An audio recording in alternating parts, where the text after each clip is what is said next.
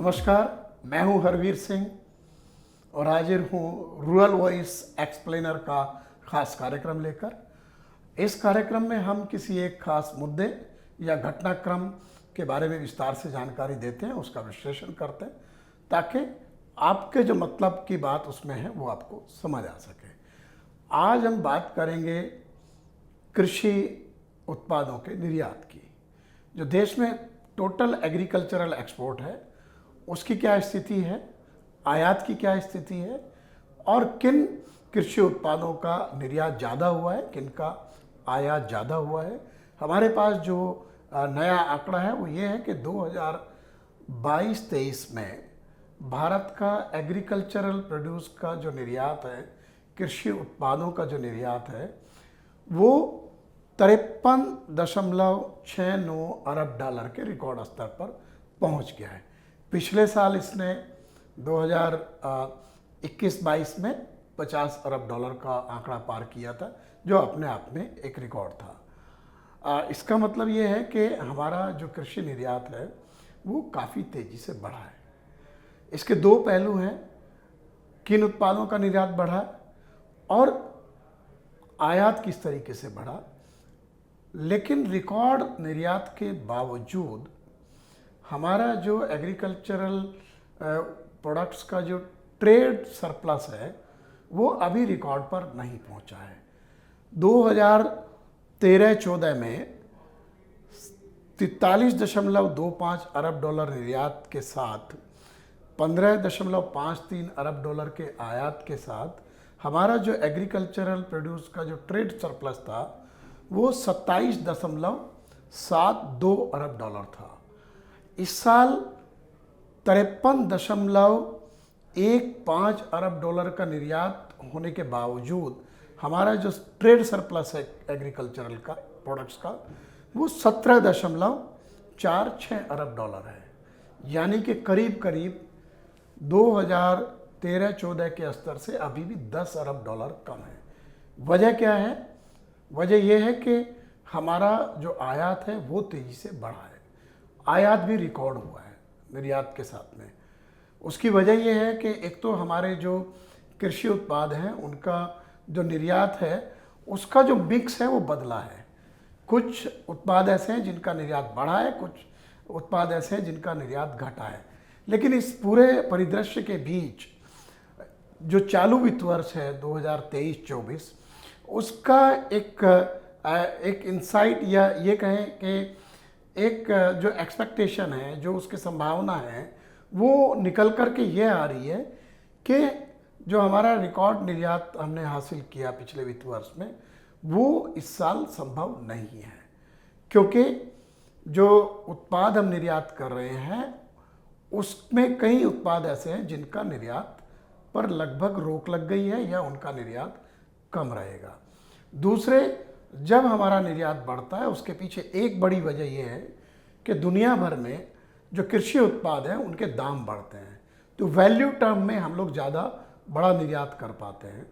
लेकिन अब स्थिति यह है कि दुनिया भर में जो कृषि उत्पाद हैं उनके दाम नीचे की तरफ आए हैं। जो निर्यात है वो कौन से उत्पाद निर्यात हो रहे थे उनमें थोड़ा बदलाव आया है।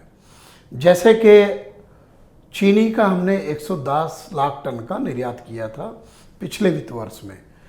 इस साल जो हमारा निर्यात है वो करीब जो है 61 लाख टन पर अटक गया है, क्योंकि देश में उत्पादन घट गया है और सरकार ने 61 लाख टन के ऊपर चीनी के निर्यात की अनुमति नहीं दी है।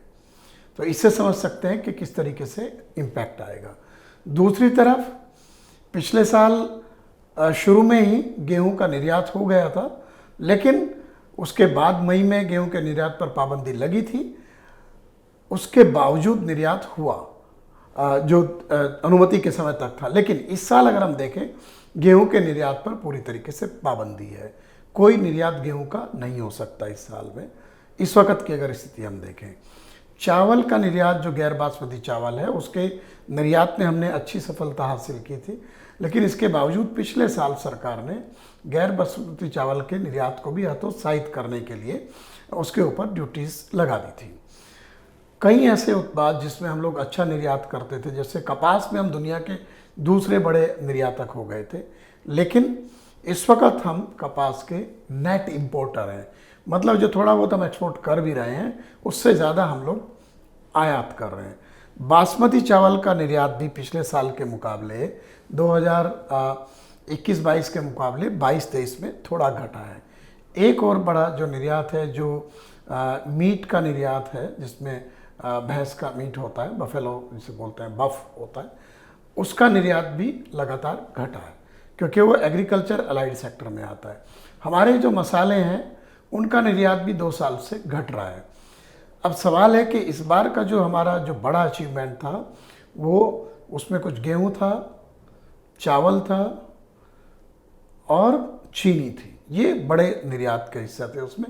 इसके अलावा जो बड़ा एक निर्यात उसमें था हमारा, उसमें जो ऑयल मिल है उसका एक निर्यात की हिस्सेदारी उसमें थी। बासमती का जाहिर सी बात है कि एवरेज एक एक्सपोर्ट हम करते हैं। 2022-23 में हमने 6,355 एक तरीके से $1 मिलियन का हमने एक्सपोर्ट किया था। अब सवाल है कि ऐसा क्या हो गया कि इस बार हम लोग निर्यात ज़्यादा नहीं कर पाएंगे।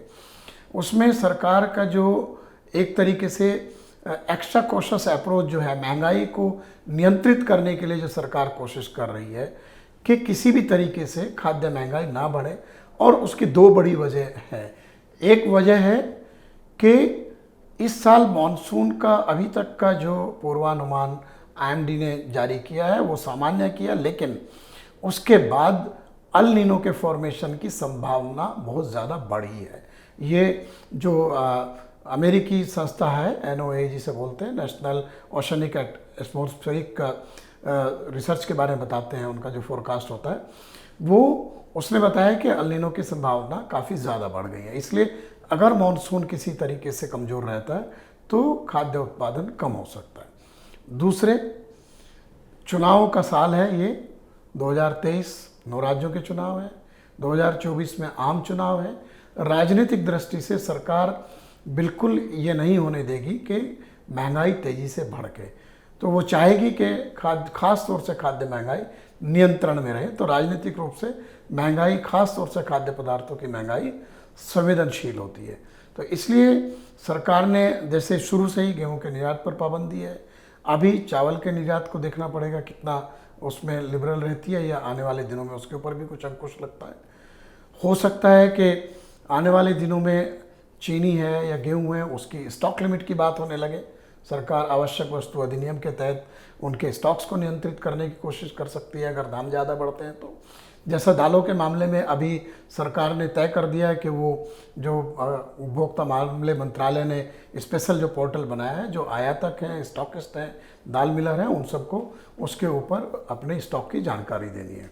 दूसरे, दालों का आयात तेज़ी से बढ़ाने की कोशिश हो रही है, क्योंकि सरकार का जो उत्पादन के जो अनुमान है वो शायद व्यावहारिक रूप से सही साबित नहीं हो रहे हैं, ख़ासतौर से अरहर और उड़द के मामले में।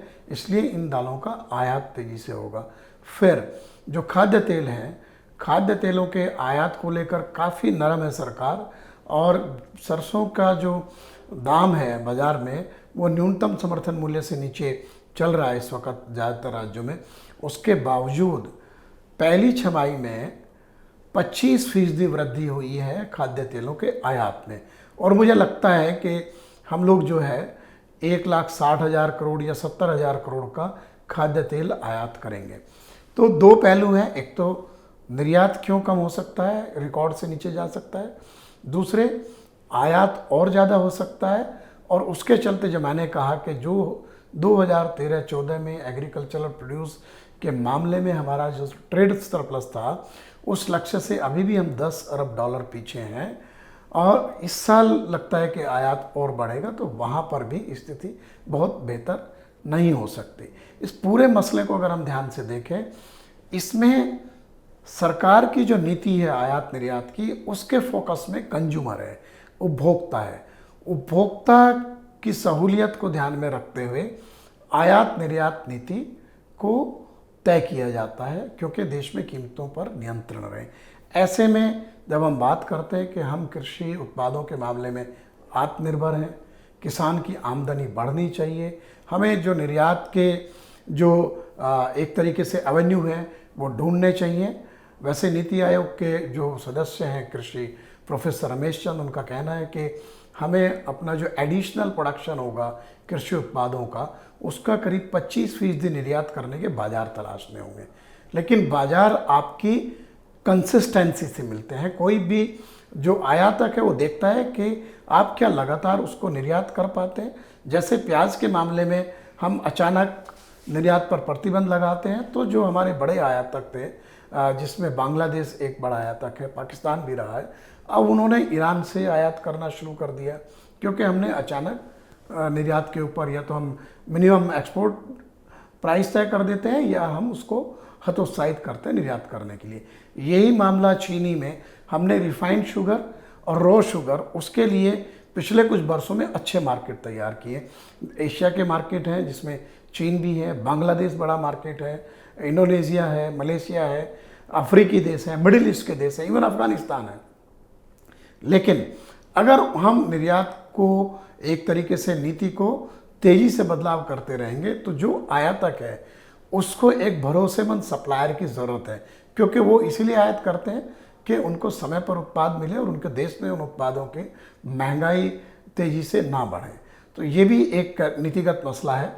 अब हमें देखना होगा कि ये जो चालू वित्त वर्ष अभी जिसका अभी दूसरा महीना चल रहा है, उसमें हम किस तरीके का निर्यात करते हैं। लेकिन अनुमान इसी दिशा में हमें संकेत दे रहे हैं कि जो रिकॉर्ड है वो अभी रिकॉर्ड रहेगा और इस साल हम उससे नीचे की तरफ जाएंगे, इस तरह की आशंकाएं जाहिर हो रही हैं।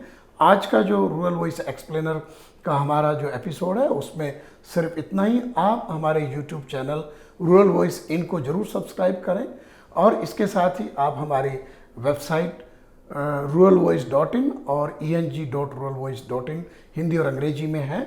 आप वहाँ पर कृषि, ग्रामीण अर्थव्यवस्था से जुड़ी खबरें, उनके अपडेट, उनके बारे में ताज़ा जानकारी, विश्लेषण के आप पढ़ सकते हैं वहाँ पर। और हमारे जो सोशल मीडिया हैंडल्स हैं, फेसबुक, ट्विटर, लिंक्डइन, इंस्टाग्राम, वो रूरल वॉइस इन है। आप इनको जरूर सब्सक्राइब करें। नमस्कार।